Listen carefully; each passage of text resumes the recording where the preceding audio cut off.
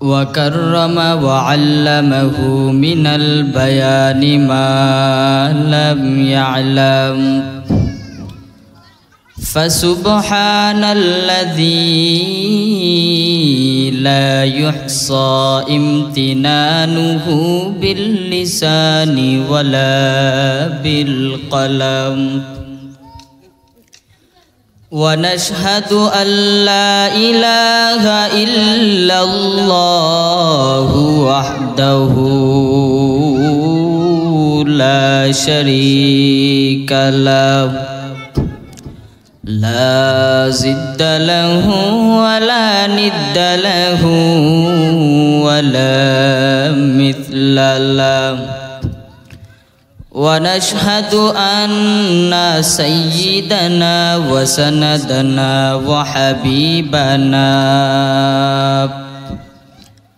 وحبيب ربنا وطبيبنا وطبيب قلوبنا ومولانا محمدا عبد الله ورسوله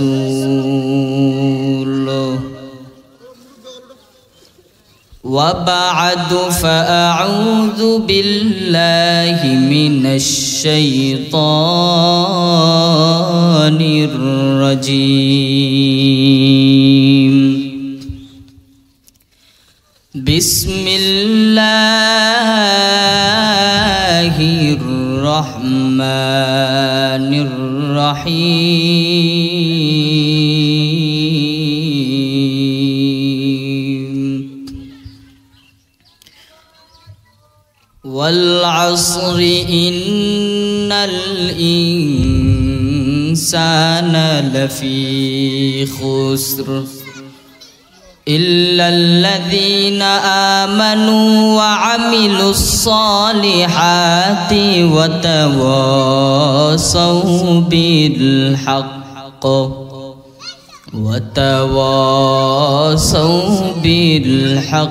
وتواصوا بالصبر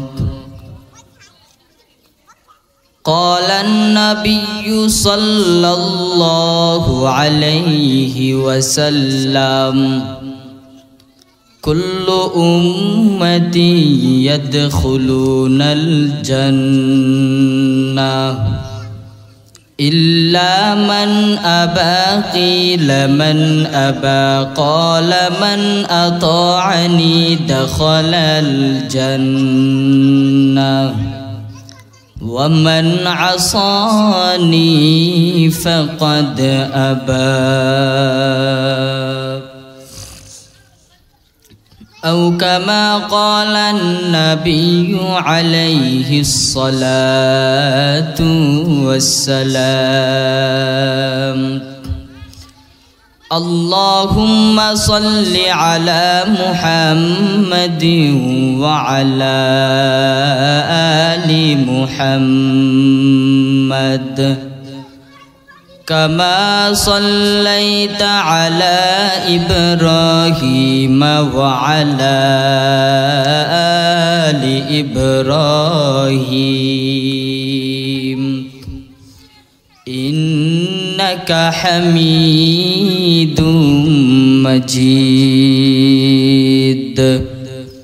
اللهم بارك على محمد وعلى آل محمد كما باركت على إبراهيم وعلى آل إبراهيم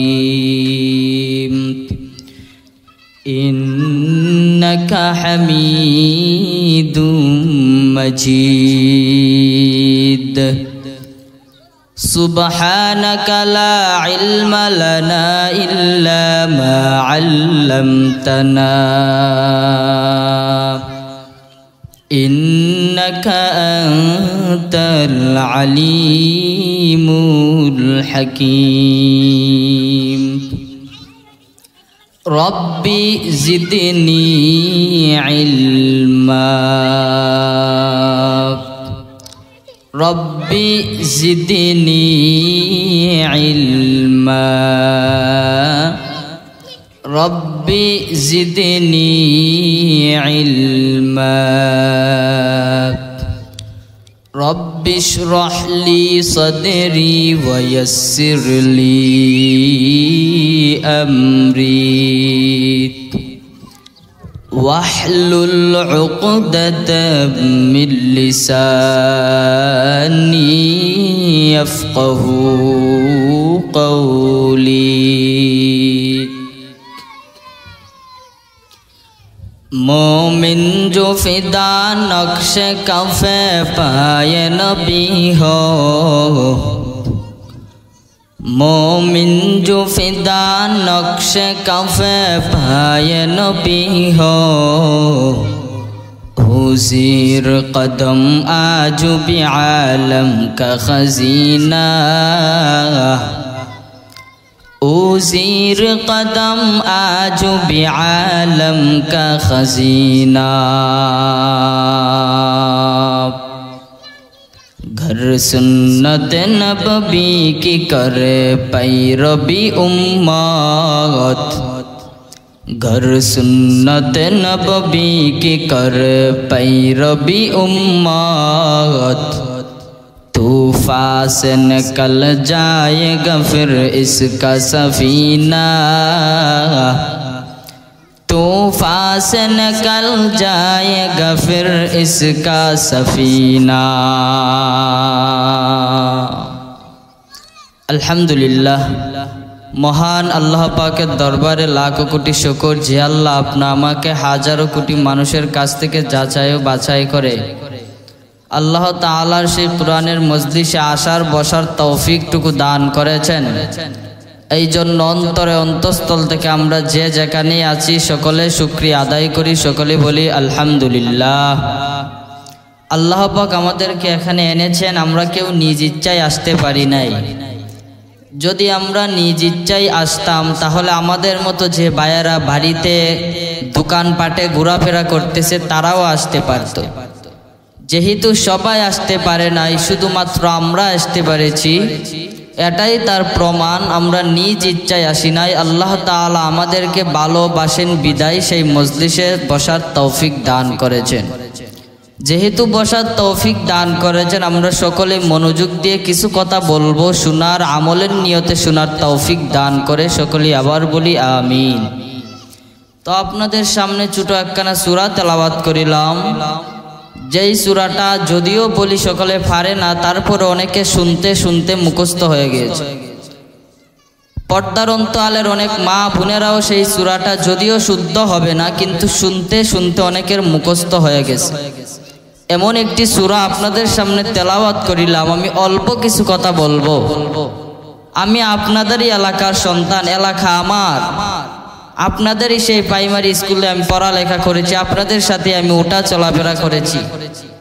আমি চাই না আমার এলাকার কেউ যেন জাহান্নামে যায়।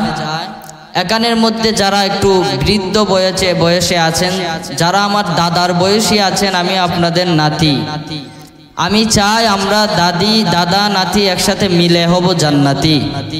এখানে যারা আমার বাবার বয়সী আছেন, আমার চাচা আছেন, আমি চাই আমার চাচা ভাতিজা আমরা মিলে হব জান্নাতি। এখানে যারা আমার ভাই আছেন বন্ধু, আমি চাই আমরা দুই ভাই বন্ধু একসঙ্গে মিলে হব জান্নাতি। যে আল্লাহ পাক কুরআনের মজলিস আমাদের সেই গ্রামে, এখানে সবাই সবার টাকা দিয়ে সব কিছু হয় না, সবার টাকা দিয়ে ভালো কাজ করা যায় না। যেহেতু আল্লাহ তাআলা আমাদেরকে ভালোবাসেন বিদায় সেই কুরআনের মজলিস করার তৌফিক দান করেছেন। আমরা সকলেই একই আওয়াজে সকলেই আল্লাহ তাআলার দরবারে শুকর আদায় করি, আবার বলি আলহামদুলিল্লাহ। আল্লাহ পাক আপনাদের সামনে যে আয়াতখানা তেলাওয়াত করিলাম, ছোট একটি সূরা, সেই আয়াতখানার মধ্যে ছোট একটি সূরার মধ্যে আল্লাহ পাক রব্বুল আলামিন বান্দাদেরকে এতটুকুই বুঝাইতে চান যে বান্দা, আমি আল্লাহ তোমাদেরকে বানিয়েছি। ওয়াল আস, সময়ের কসম করে আল্লাহ বলেন, আল্লাহ সময়ের কসম করে কি বলতে চান আমি সংক্ষেপে আপনাদেরকে প্রথমে তার যে মূলগুলো আছে সংক্ষেপে শুনিয়ে দিচ্ছি, তারপর আপনাদের সামনে কিছু কথা বলবো। আল্লাহ তাআলা বলেন ওয়াল আস, আমি আল্লাহ সময়ের শপথ করে বললাম। যেহেতু আল্লাহ তাআলা সময়ের শপথ করে বললেন, তো আমরা এটাতেই বুঝি যে আল্লাহ তাআলার কাছে সময়ের বড় দাম। তাই আল্লাহ তাআলা সময়ের শপথ করে বললেন। কি বললেন? আল্লাহ পাক বলেন ওয়াল আস, আমি আল্লাহ সময়ের শপথ করে বললাম ইন্নাল ইনসানা লাফি খুস। আল্লাহ সময়ের শপথ করে কি বলেন? আল্লাহ পাক বলেন ইন্নাল ইনসানা লাফি খুস, সমস্ত ইনসান হবে ক্ষতিগ্রস্ত। সমস্ত ইনসান ক্ষতিগ্রস্ত মানে জাহান্নামী। এখানে আল্লাহ কথাটা শেষ করে নাই। আল্লাহ বলে ইন্নাল ইনসানা লাফি খুস, সমস্ত ইনসান হবে ক্ষতিগ্রস্ত, ইল্লাল্লাযীনা আমানু ওয়া আমিলুস সালিহাত। সমস্ত ইনসান ক্ষতিগ্রস্ত হবে, ইল্লা শব্দ অর্থ কিন্তু। আল্লাহ কই সমস্ত বান্দারা ক্ষতিগ্রস্ত হবে, তারপরে কিন্তু দিয়া জানা দেয় সবাই ক্ষতিগ্রস্ত হবে কিন্তু তারা ব্যতীত। তারা কারা? ইল্লাল্লাযীনা আমানু ওয়া আমিলুস সালিহাত, যারা ঈমান আনবে, নেক আমল করবে, ওয়া আমিলুস সালিহাতি ওয়া তাওয়াসাউ বিল হক, হকের উপর চলবে, হক কথা বলবে। আল্লাহ পাক শুধু এখানেই শেষ করেন নাই, বলে ওয়া তাওয়াসাউ বিস সবর। আল্লাহ কই বান্দা, যখন তুমি হক কথা বলবা, তোমার উপর বিপদ আসবে, তখন তুমি সবরের চাদরটা গ্রহণ করতে হবে, তখন তুমি সবরের চাদরটা ধরতে হবে। যখন বান্দা ঈমান আনবা, নেক আমল করবা, হক কথা বলবা, হকের উপর থাকবা, সবর ধরতে পারবা বান্দা, আল্লাহ তাআলা তোমার জন্যই সফল কাম করে রেখেছে। শুধু তাই না, নবী হাদিসের মধ্যেও জানায় দেন কুল্লু উম্মতি ইয়াদখুলুনাল জান্নাহ। আমার আল্লাহ কুরআনের মধ্যে প্রথম বলেছে সমস্ত ইনসান হবে জাহান্নামী। আমার রাসূল কুরআন আয়াত হাদিসের মধ্যে বলেছেন কুল্লু উম্মতি ইয়াদখুলুনাল জান্নাহ, আমার সব উম্মত হবে জান্নাতি। আল্লাহ প্রথম বলে সবাই হবে জাহান্নামী, নবী বলে সবাই হবে জান্নাতি। কিন্তু আল্লাহ জাহান্নামী বলার পর একটা শব্দ উচ্চারণ করেছেন ইল্লা। ইল্লা শব্দ অর্থ কিন্তু। আল্লাহ পাক এখানেই বলেছেন সমস্ত ইনসান হবে জাহান্নামী, কিন্তু দিয়া বলেছেন কিন্তু তারা ব্যতীত সবাই হবে জাহান্নামী। আমার রাসূল হাদিসের মধ্যে উম্মতের দরদি নবী হাদিসের মধ্যে ভালোবেসে প্রথমেই বলেছেন আমার সব উম্মত হবে জান্নাতি। এখানেই নবী শেষ করেন নাই। আমার নবী হাদিসের মধ্যে বলেন কুল্লু উম্মতি ইয়াদখুলুনাল জান্নাহ, আমার সব উম্মত হবে জান্নাতি। এখানেই শেষ করেন নাই, পরে বলেন ইল্লা মান আবা। ইল্লা শব্দ অর্থ কিন্তু। আমার রাসূল বলে সমস্ত উম্মত হবে জান্নাতি, তারপর বলে কিন্তু কয়া কি বলে কুল্লু উম্মতি ইয়াদখুলুনাল জান্নাহ ইল্লা মান আবা। কিলা মান আবা ক্বালা মান আতাআনি দাখালাল জান্নাহ। সমস্ত উম্মত হবে জান্নাতি, কিন্তু তারা ব্যতীত। তারা কারা? যারা পয়গম্বরের সুন্নত মানে না, যারা আল্লাহ তাআলার দ্বীনের পথে চলে না, তারা ব্যতীত সবাই হবে জান্নাতি। আল্লাহ কুরআনে কয় সবাই হবে জাহান্নামী, তারা ব্যতীত। তারা কারা? বলে যারা ঈমান আনবে জাহান্নামে সবাই যাবে, তারা ব্যতীত। তারা কারা তাও জানা দেয়, বলে যারা ঈমান আনবে, নেক আমল করবে, হকের উপর থাকবে, সবর ধরবে, এই 4 গুণ বলা ব্যক্তি যাবে জান্নাতে। আমার রাসূল বলেন সবাই যাবে জান্নাতে, কিন্তু তারা ব্যতীত। তারা কারা? যারা পয়গম্বরের সুন্নত মানবে না, পয়গম্বরের আনুগত্য করবে না, পয়গম্বর যেই রাস্তা দেখিয়েছেন সেই রাস্তায় চলবে না। শুধু তাই না রে, আমার নবী হাদিসের মধ্যে আরো জানা দেয় এই বান্দাও জান্নাতে যাবে না যারা আল্লাহ তাআলার নিয়ামত পাইয়া নিয়ামতের শুকর আদায় করে না। এই জন্য ভালো করে বুঝতে হবে, আমার এলাকার মানুষ, আমার ভাই, আমার বাবা, পর্দার অন্তরালের আমার মা বোনেরা, ভালো করে দিলের কানটা লাগাইয়া শুনবেন। শুধু তাই না, মায়ার নবী হাদিসের মধ্যে আরো জানিয়ে দিয়েছেন। আর শুধু তাই না, আল্লাহ কুরআনের মধ্যে বলেছেন, রসুল হাদিসের মধ্যেও বলেছেন। আল্লাহ বলে, আমি চাই না আমার কোনো বান্দা জাহান্নামে যাক। রসুল বলেন, আমি চাই না আমার কোনো উম্মত জাহান্নামে যাক। ও বাগাসুরার মুমিন, আমার আল্লাহ শুধু তাই না রে বান্দা, আরো কত কিছু জানিয়ে দিয়েছেন। আমার পয়গম্বর উম্মতি দরদি নবী আমার কেমন কষ্ট করেছেন উম্মতের জন্য, কেমন কষ্ট করেছেন। রসুল কিছুই চাই না, কিছুই চাই না, কিসের কষ্ট করেছেন পয়গম্বর আমার। দুনিয়ার মধ্যে থাকা অবস্থায় এত কান্না করেছেন উম্মতের দরদি নবী। দুনিয়াতে থাকা অবস্থায় কম কান্দেন নাই। যখন রসুল এখন পর্যন্ত মদিনাতুল মুনাওয়ারার মধ্যে শুয়ে আমার পয়গম্বর কান্না করতেছে। শুধু তাই না, হাসরের ময়দানে যখন সমস্ত মানুষ উঠবে উলঙ্গ, সমস্ত নবীরাও যার যার নাফসি নাফসি করে কান্না করবে, কিন্তু আমার নবী, মায়ার নবী, রহমাতুল লিল আলামিন, রহমাতুল লিল আলামিন নবী আমার এই সময়ের মধ্যেও সেজদায় পড়ে কান্না করবে। উম্মতি দরদি নবী কেমন কান্না করবে। এই জন্য বাগাসুরার মুসলমান, ওই পয়গম্বরকে ভালোবাসতে হবে, ওই আল্লাহকে মহব্বত করতে হবে। শুধু তাই না, আমার আল্লাহ কুরআনের মধ্যে আরো জানায়া দেয়, কুল ইন কুনতুম তুহিব্বুনাল্লাহ। আল্লাহ কই, বান্দা যদি আমি আল্লাহকে পাইতে চাও তো আমার বন্ধুর আনুগত্য করতে হবে, আমার বন্ধুকে ভালোবাসতে হবে। আনুগত্য কেমনে করা হয়? আমি একজনকে ভালোবাসি, এমুক আলেমকে আমি ভালোবাসি, আমি যদি তার রঙ্গিল হতে পারি সেটাকে আনুগত্য বলা হয়। আর যদি আমি তাকে ভালোবাসি, মুখে তাকে ভালোবাসি কিন্তু তার আনুগত্য আমি করি না, এটা আমি তার ভালোবাসা আনুগত্য হয় না। আল্লাহ বলে, না না, আমাকে যদি পাইতে চাও আমার পয়গম্বরের আনুগত্য করতে হবে। আনুগত্য আর ভালোবাসার মধ্যে কেমন ব্যবধান আপনারা যদি জিজ্ঞেস করেন, আমি আপনাদেরকে এটাই ফাইনাল অ্যান্সার দিব।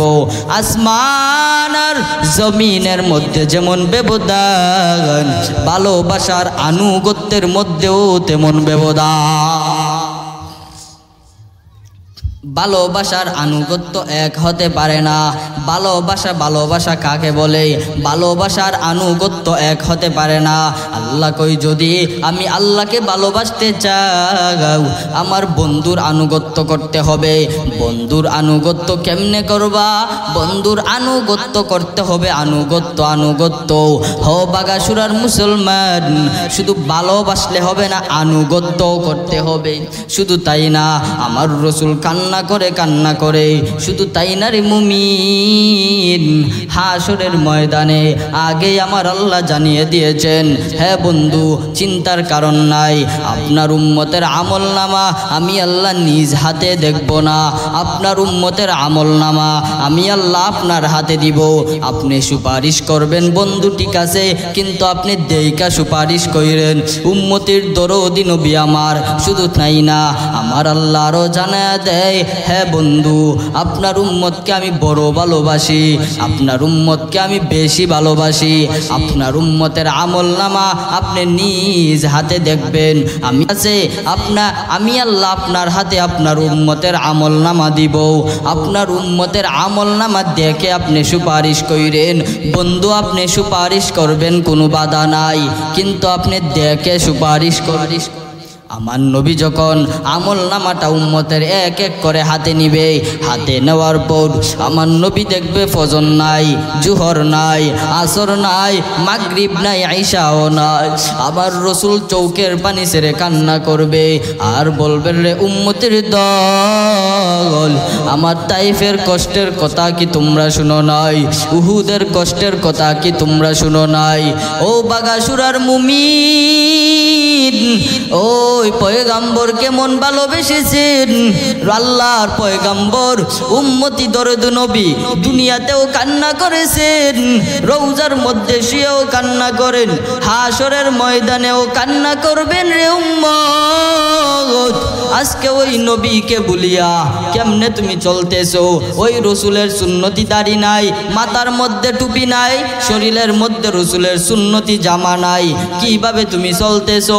ওই রসুলের জন্য কি একটু মায়া হয় না? উহুদের ময়দানে রসুল কেমন কষ্ট করেছেন। ও নবীর উম্মতের দল, ওই রসুলের সাথে দেখে আবু বকর কেমন কষ্ট করেছেন। রসুলের আনুগত্য কেমনে করতে হয়, আবু বকর কেমন কষ্ট করেছেন, উমর কেমন কষ্ট করেছেন, উসমান কেমন কষ্ট করেছেন। জান্নাতের টিকিট তারা এমনি এমনি পাই না। এই জন্য ভালো করে মনে রাখতে হবে, হকের উপর থাকতে হবে। যে সূরা তেলাওয়াত করেছিলাম, সূরার অর্থই আমি প্রথমে আপনাদেরকে শুনিয়ে দিয়েছি। আমার এলাকার মানুষ যেহেতু, আমি তো আপনাদের নাতি, আমি তো আপনাদের সন্তান, আপনাদের ভাই বন্ধু, আমি এলাকার মানুষ। আমার এলাকার মানুষকে আমি আপন করে ভালো করে বুঝাইতে চাই। মাইকের আওয়াজ যতটুক পর্যন্ত যাইতেছে, ও পর্দার অন্তরালের মা বোনেরা, ভালো করে দিলের কানটা লাগাইয়া শুনবেন রে মা। ওই পয়গাম্বর কেমন কষ্ট করেছেন। আবু বকরের নামটা তো এমনি জান্নাতের কাতায় উঠে যায় না। ইসলামের মধ্যে তো আবু বকরের নামটা এমনি উঠে যায় না, ফারুকের নামটা এমনি উঠে যায় না, হায়দারের নামটা এমনি উঠে যায় না। অবশ্যই ভিতরে ভিতরে পিছন পিছন কোনো কারণ আছে। তার কারণে বান্দা ভালো করে দেখতে হবে। আবু বকর রসুলকে ভালোবেসেছে, কেমন ভালোবেসেছে। উমর রসুলকে ভালোবেসেছে, বান্দা উমর রসুলকে কেমন ভালোবেসেছে। আলী রসুলকে কেমন ভালোবেসেছে। রসুলের ভালোবাসা দেখে দেখে রসুলের মাপকাঠি করতে হবে।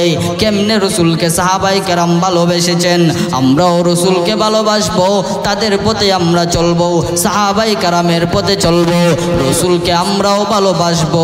যেই আবু বকরের নাম আজকে 1500 বছর চলে গেল, কিন্তু আবু বকরের নামটা এখনো কিতাবের মধ্যে পাওয়া যায়, উমরের নামটাও পাওয়া যায়, উসমানের নামটাও পাওয়া যায়।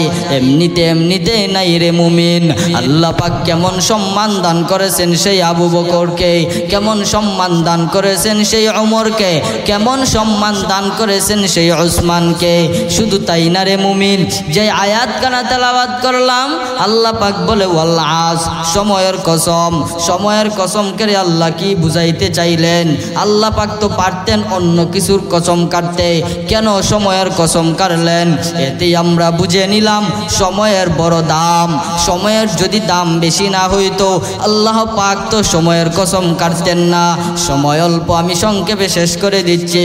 আল্লাহ পাক সময়ের কসম করেছেন বিদায় আমরা এটাই বুঝবো সময়ের বড় দাম। আমরা যদি বন্ধু কিংবা কাউকে যদি কিছু বুঝাইতে চাই, আমরা শেষ পর্যন্ত আল্লাহ তাআলার কসম দিয়া কথা বলি, যে আল্লাহর কসম করে বললাম। আল্লাহ কসম করে বান্দাদেরকে বুঝাইতে চাই, রে বান্দা আমি আল্লাহ কেমন সম্মান দান করলাম। আমি আল্লাহ সময়ের কসম করে বললাম। কি বললাম বান্দা? কি বলতে চাই বান্দা? আল্লাহ পাক সময়ের কসম করে কি বলেন তাও আল্লাহ বলে দিলেন, ইল্লাল্লাযীনা আমানু ওয়া আমিলুস সালিহাত। সময়ের কসম করে আল্লাহ এটাই বললেন, সমস্ত ইনসান ক্ষতিগ্রস্ত তারা ব্যতীত আল্লাহ নামও বলে দিলেন, ইল্লাল্লাযীনা আমানু ওয়া আমিলুস সালিহাত ওয়া তাওয়াসাউ বিল হাক্কি ওয়া তাওয়াসাউ বিস। বেলালের নামটা কেন আজকে এত দামি হয়ে গেল? প্রথম কথাটাই বুঝাইতে চাই, সময়ের দাম। সময়ের দাম যে দিতে পারবে তার নামটাই দামি হয়ে যাবে। दुनियाए सदाकत में तेरा नाम रहेगा, दुनियाए सदाकत में तेरा नाम रहेगा, सिद्दीक तेरा नाम से इस्लाम रहेगा, सिद्दीक तेरा नाम से इस्लाम रहेगा, दुनियाए शुजाअत में तेरा नाम रहेगा, दुनियाए शुजाअत में तेरा नाम रहेगा, हैदर तेरा नाम से इस्लाम रहेगा, हैदर तेरा नाम से इस्लाम रहेगा। दुनिया ये अदालत में तेरा नाम रहेगा, दुनिया ये अदालत में तेरा नाम रहेगा। फारूक तेरा नाम से इस्लाम रहेगा, फारूक तेरा नाम से इस्लाम रहेगा। दुनिया ये मुअज्जिन में तेरा नाम रहेगा, दुनिया ये मुअज्जिन में तेरे नाम रहेगा। बेलाल तेरा नाम से इस्लाम रहेगा, बेलाल तेरा नाम से इस्लाम रहेगा। এই জন্য বেলালের কেমন নাম, আবু বকরের কেমন দাম, উসমানের কেমন দাম, আলীর কেমন দাম। সময় যারা মাওলাকে দিতে পেরেছে, মাওলার সময় যারা মাওলাকে দিয়েছে, আল্লাহ তাআলা তার দামই বাড়িয়ে দিয়েছে। বেলালের চেহারার দিকে তাকাইলেও তেমন চেহারা না, হাবশি বেলাল, হাবশি কালো চেহারা বেলাল, টুটগুলো মুটো মুটো চেহারা ছিল। বেলালের চেহারার আকৃতিও এত সুন্দর ছিল না, কিন্তু আল্লাহ তাআলা বেলালকে এত সম্মান কেন দিয়েছেন, এত দামি কেন বানিয়ে দিয়েছেন? বেলালের চেহারাটাও সুন্দর না, বেলালের টুটগুলো দেখতেও মুটো মুটো ছিল। কিন্তু আমার রসুল যখন দুনিয়ার থেকে বিদায় নিয়ে গেলেন, আবু বকর নামাজে দাঁড়াইলেন, উসমান নামাজে দাঁড়াইলেন, আলী নামাজে দাঁড়াইলেন। নামাজ শেষ করে হঠাৎ বেলাল দাঁড়াইয়া বলতেছে, ভাই আবু বকর, আমারে তোমরা বিদায় দাও, আমি আর মদিনায় থাকতে পারবো না, আমি চলে যাব সেই দামেস্ক এলাকায়। আবু বকর ডেকে বলে, ও ভাই বেলাল, কেন তুমি চলে যাইবা? তোমার কিসের প্রয়োজন বলো? ওসমান ডেকে বলে, ভাই বেলাল, তোমার কি টাকার প্রয়োজন, পয়সার প্রয়োজন? যা লাগবো বলো, আমরা দিয়ে দিব। বেলাল তুমি যাও না, কারণ বেলাল তুমি যখন মিনারার মধ্যে দাঁড়াইয়া আযান দাও, আমার রসুলের কথা মনে হয়। বেলাল ডাক দিয়া বলে, না রে, রসুলের ভালোবাসায় আমি থাকতে পারবো না। আবু বকর ডাক দিয়া বলে, ও ভাই বেলাল, তুমি কি নবীকে কম ভালোবাসো? আমরা কি ভালোবাসি না? বেলাল ডাক দিয়া বলে, ভাই আবু বকর, তোমরাও নবীকে ভালোবাসো, হয়তো তোমরা রসুলের রওজা দেখলে সহ্য করতে পারো, কিন্তু আমি বেলাল রসুলের রওজা দেখলে সহ্য করতে পারি না। এই বলে যখন বেলাল দামেস্ক এলাকায় চলে গেল, একদিন নাই, দুই দিন নয়, প্রায় 6 মাস পরে আমার রসুল স্বপ্নে ডাক দিয়া বলে, রে বেলাল, আমার রওজার সামনে আবু বকর দাঁড়ায়, উসমান দাঁড়ায়, আলী দাঁড়ায়। ও বেলাল, কি হয়ে গেল বেলাল, তুমি চলে গেলা? আজকে কতটা দিন হয়ে গেল তোমার সালাম আমি নবী শুনতে পাই না। বেলাল, কি হয়ে গেল বেলাল, তুমি চলে গেলা? স্বপ্ন ভেঙ্গে বেলাল সকালবেলা গাড়ি নিয়ে যখন মদিনার দিকে আসতেছে, ছোট ছোট ছোট ছোট বাচ্চারা খেলা করতেছে। ওই বেলালকে দেখে ছোট ছোট বাচ্চারা খেলা পালাইয়া বাড়িদের মধ্যে যায়, দৌড় দেয়, বাড়ির মধ্যে যায়। বেলাল যখন আস্তে আস্তে করে রসুলের রওজার সামনে দাঁড়াইলো, আবু বকর দেখলো, ওমর দেখলো, উসমান দেখলো। সবাই দেখার পর একজন আরেকজনকে বলতেছে, ও ভাই আবু বকর, বেলালকে একটু বলো না আজান দিতে। আজ কত দিন হয়ে গেল বেলালের কণ্ঠে আজান শুনতে পাই না, এখনো কি বেলালকে বলবা না? আজকের আজানটা বেলাল যেন। বড় চিন্তায় পড়ে গেল সবাই, আজান বেলাল দিবে কিনা। আবু বকর বলল, উসমান বলল, আলী বলল, কিন্তু বেলাল তো আজান দিতে চাই না। বেলাল বলে, আমি কেমনে আজান দিব রে? আমি তো মদিনার যে দিকেই তাকাই, আমি দেখি এই রাস্তা দিয়ে আমার রসুল হাঁটছে রে, আমি কেমনে আজান দিব রে? আমি যে দিকে তাকাই তখনই তো আমার মনে হয় এই রাস্তা দিয়ে আমার পয়গম্বর হাঁটছে রে, আমি বেলাল আজান দিতে পারবো না, আর মদিনার মধ্যে থাকতে পারবো না, আমি চলে যাব। এমতো অবস্থায় আবু বকর ডেকে বলল, যদি বেলালের কণ্ঠে তোমরা আজান শুনতে চাও, বেলালকে এমনি বললে বেলাল আজান দিবে না। বেলালে আমার রসুলের দুইজন নাতি আছে, দুইজন নাতিকে যদি বেলালের সামনে হাজির করো, হয়তো বা বেলাল আজান দিবে। এমতো অবস্থায় আবু বকর উসমান আলী মিলে হাসান হুসাইনকে যখন বেলালের সামনে দাঁড় করাইল, হাসান হুসাইনকে দেখে বেলাল আঞ্জা করে ধরে বলে, ও হাসান। হাসান ডাক দিয়া বলতেছে, ও আমার নানার মুয়াজ্জিন, আমার নানা চলে গেল, আপনিও চলে গেলেন।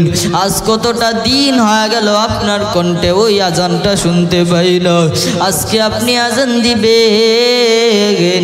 সবার রিকোয়েস্ট রাখতে গিয়ে বেলাল যখন মিনারার মধ্যে দাঁড়াইয়া আজান দেওয়া শুরু করলো, ওই মদিনা শহরের মধ্যে নারী দৌড়ায়, পুরুষ পর্যন্ত দৌড়ায়, ছেলেরা মেয়েরা সকলেই দৌড়াইতেছে আর বলতেছে, বেলাল আসছে, মনে হয় আমার নবী আসতেছে।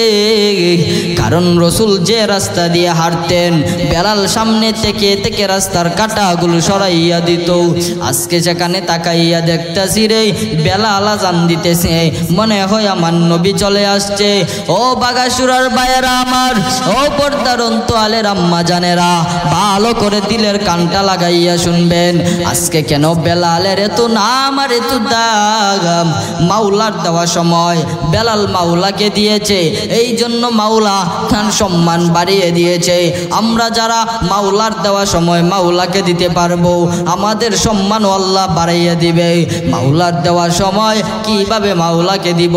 ফজরের সময় একটু সময় দেন, জোহর আসর মাগরিব এশা অল্প অল্প করে সময় দেন। আল্লাহ বলে নাই বান্দা 24 ঘন্টার মধ্যে 23 ঘন্টা 24 ঘন্টা 20 ঘন্টা আমাকে দিতে হবে।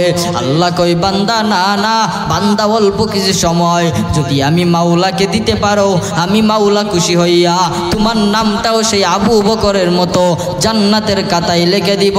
ও পর্দার অন্তরালের আম্মা জানেরা, আপনি তো খাদিজার মতো নারী, যদিও খাদিজা না, খাদিজার মতো তো আপনারা একজন নারী, আপনারা তো আলেমের মা, হাফেজ কোরআনের মা। এই জন্য বলতেছি রে আম্মা জানেরা, সন্তানের জন্য দোয়া করবেন, মাওলার দেওয়া সময় মাওলাকে দিবেন, দেখবেন আপনাদের সম্মান বাড়ায় দিবে আমার আল্লাহ।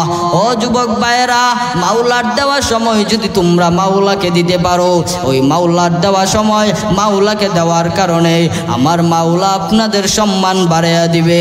ও বাগাসুরার ভাইয়েরা আমার, আপনারা আমাদের নিজ এলাকার ভাই ভাই বোন মাদেরকে আমি বলতেছি, ভালো করে দিলের কানটা লাগাইয়া শুনবেন রে মা। মনে কি চাই না একটা কোরআনে হাফেজের মা বাবা হইয়া কবরে যাবেন? মনটা কি চাই না রে মা? মাওলার দেওয়া সময় মাওলাকে দিবেন, আর মাওলার কাছ থেকে চেয়ে একটা সন্তান আনবেন, যেই সন্তানটা দুনিয়াতে এসে হাজার হাজার মানুষকে নামাজের দিকে ডাকবে, রোজার দিকে ডাকবে, কোরআনের দিকে ডাকবে, মাওলার পথে ডাকবে। মনটা কি চাই না রে মা এমন একটা সন্তান দুনিয়াতে আসুক? যদি মনটাই চায় তাহলে মাওলার কাছে দোয়া করেন। সামনে আসতেছে রমজান মাস, বড় বরকত ফজিল একটা মাস। রাত্রে দোয়া করবেন, দিনে দোয়া করবেন, যে দিনেই দোয়া করেন না কেন আমার রব্বে কাবা কবুল করে নিবে রে মা। ইফতারি সামনে রেখে একটু দোয়া করবেন, সন্তানের জন্য দোয়া করবেন, পিতা মাতার জন্য দোয়া করবেন। ও যুবক ভাইয়েরা, ইফতারি সামনে রেখে একটু মাওলার কাছে দোয়া করো, দেখবা আমার মাওলা দিয়ে দিবে। সামনে রমজান মাস আসতেছে, ও পর্দার অন্তরালের আম্মা জানেরা, সন্তানের জন্য দোয়া করবেন, ওই স্বামীর জন্য দোয়া করবেন, আর স্বামীর মা হেফাজতে রাখবেন। ও পর্দার অন্তরালের বোনেরা, ভাইয়ের মাল হেফাজতে রাখবেন। বোনেরা যারা আছেন স্বামীর মাল হেফাজতে রাখবেন রে বোনেরা, নেককার স্বামীর জন্য দোয়া করবেন। ভাইয়েরা যারা আছেন নেককার স্ত্রীর জন্য দোয়া করবেন। এই জন্য যুবক ভাইয়েরা আমার ভালো করে মনে রাখবেন, বেলাল কিন্তু আপনাদের মতো একটি যুবক, উসমান কিন্তু আপনাদের মতো, আলী কিন্তু আপনাদের মতো। এই জন্য ওই মাওলার দরবারে দোয়া করবেন আর বলবেন, রে মালিক আপনি আমাকে সেই আবু বকরের মতো বানায়া দেন, সেই ওমরের মতো বানিয়ে দেন, সেই আসমানের মতো আলীর মতো বানায়া দেন। ও বাগাসুরা দক্ষিণ পাড়ার মুসলমান, ভালো করে দিলের কানটা লাগাইয়া শুনবেন। আমার আল্লাহ বেলালকে কেন এত সম্মান দান করেছে? প্রথমে বললাম ওয়াল আস, আল্লাহ বেলালকে এই জন্যই দামি বানিয়ে দিয়েছে, কারণ ওয়াল আস মানে সময়, সময়ের শপথ করে আল্লাহ বলেন। ওই বেলাল যেহেতু সময়ের শপথ করে আল্লাহ বলার কারণে মানে এটাই বুঝলাম যে সময়ের বড় দাম। আর সেই বেলাল সময়ের দাম, মাওলার দেওয়া সেই সময় দাম দেওয়ার কারণে মাওলার দেওয়া সময় যখন মাওলাকে দিয়েছে তখন সেই বেলালের দাম আমার আল্লাহ বাড়িয়ে দিয়েছে। তারপর বললাম ইল্লাল্লাযীনা আমানু ওয়া আমিলুস সালিহাত, কোনো বান্দা যদি ঈমান আনবে, নেক আমল করবে, হকের উপর থাকবে, সবুর ধরবে, তার সম্মানও বাড়িয়ে দিবেন আমার আল্লাহ। এই জন্য বললাম বান্দা সবাই জান্নাতে যাবে না, সবাই জাহান্নামেও যাবে না। এই জন্য বান্দারা মাওলার দরবারে দোয়া করবেন আর করবেন, রে আল্লাহ আপনিই তো সম্মানের মালিক, আপনিই তো ইজ্জতের মালিক। শুক্রবার মাগরিবের নামাজের আগে দোয়া করবেন, নামাজ আজানের আগে দোয়া করবেন। যুবক ভাইয়েরা বারবার বলতেছি, বৃদ্ধ বাবারা, পর্দার অন্তরালের আম্মা জানেরা বারবার বলতেছি, রে মা যখন ইফতারি সামনে রাখবেন, সামনে রমজান মাস চলে আসছে, ইফতারি সামনে রেখে ওই মাওলার দরবারে দোয়া করেন না, সন্তানের জন্য মাওলার কাছে কিছু চান না, আমার মাওলা তো ফিরাইয়া দিবে না। কিন্তু আবার সারা দিন রোজা রেখে যদি ওই মাওলার কাছে চাইতে পারেন, ওই মাওলার কাছে যদি বলেন, আল্লাহ আমার সময় কামি রুজের মধ্যে আপনি বরকত দান করে দেন, সন্তানের পড়ালেখার মধ্যে বরকত দান করে দেন, এইভাবে যদি আমার মাওলার কাছে চেয়ে আনতে পারেন, আমার মাওলা দিবে, কারণ আমার মাওলা দেওয়ার ওয়াদা করেছে। এই জন্য যুবক ভাইয়েরা আমার ভালো করে দিলের কানটা লাগাইয়া শুনবেন। তারপর বললাম ওয়াতাওয়াসাউ বিল হক, যখন হকের উপর চলবেন, হক কথা বলবেন, হক কথা বলার কারণে আল্লাহ তারপরেই বলে দিয়েছেন ওয়াতাওয়াসাউ বিস সবর, হকের পর সবরের কথা বললেন কেন? কারণ যখন হক কথা বলবেন আপনার উপর বিপদ আসবেই আসবে, সেই বিপদ আসার পর আপনি সবর ধরতে করবে। এই জন্য আল্লাহ সবরটা পরে দিয়েছে, হক কথাটা আগে দিয়েছে। এই জন্য হক কথা বলবেন, আপনার ওপর বিপদ আসবে, এখানেই শেষ না, আল্লাহ বলে বিপদ আসবেই আসবে। হক কথা বলার পর যদি বিপদ আসার পর বিপদ সম্মুখী হয়, যখন সবরের চাদরটা শরীরের মধ্যে দিতে পারবা, সবরের চাদরটা পড়তে পারবা, আল্লাহ পাক তোমার জন্যই সফলতা রেখেছেন। আমার আয়াতের আজকে যেই সূরাটা তেলাওয়াত করিলাম তার মূল উদ্দেশ্যই ছিল এটা, যে আল্লাহ তাআলা এটাই বলতে চেয়েছে, সম্মান করেছে, সময়ের বড় দাম দিয়েছে। এটাই বললাম সময়ের বড় দাম। ইল্লাল্লাযীনা আমানু ওয়া আমিলুস সালিহাত, ঈমান আনবা, নেক আমল করবা, হকের উপর থাকবা, সবরের উপর থাকবা, হকের কথা যখন বলবা তোমার উপর বিপদ আসবেই আসবে। বিপদ আসার পরে দেখেন না আজ এলাকার মধ্যে যখন মানুষ কোরআনের কথা বলতে চায়, যখন হাদিসের কথা বলতে চায়, তখন এটাই বলে যে হুজুর কোরআন হাদিসের বাহিরে কিচ্ছু বলবেন না। আমি আপনাদেরকে বলতে চাই, সুদ তো কোরআনের বাহিরে নাকি ভিতরে, ঘুষ কোরআনের বাহিরে নাকি ভিতরে। যারা বলে হুজুর কোরআনের বাহিরে কিচ্ছু বলবেন না, তাদেরকে বলতে চাই কোরআনের ভিতর বললে সহ্য করতে পারবেন কিনা। কোরআনের ভিতর যখন ইমাম সাহেব, খতিব সাহেব যখন কোরআনের ভিতর মিম্বরের মধ্যে দাঁড়াইয়া সুদের বয়ান করে, সভাপতি বলে হুজুর এই বয়ান ছাড়া কি কোরআনের মধ্যে আর বয়ান নাই? ইমাম সাহেব যখন, খতিব সাহেব যখন জুমার মিম্বরে দাঁড়াইয়া ঘুষের বয়ান করে, সেক্রেটারি বাধা দেয়, জিনার বয়ান করে, যুবকরা বাধা দেয়, যখন বেপরদার বয়ান করে, মহিলারা ভিতর থেকে থেকে বলে, এমন হুজুর আমাদের দরকার নাই। আপনারাই বললেন কোরআনের ভিতর কথা বলার জন্য।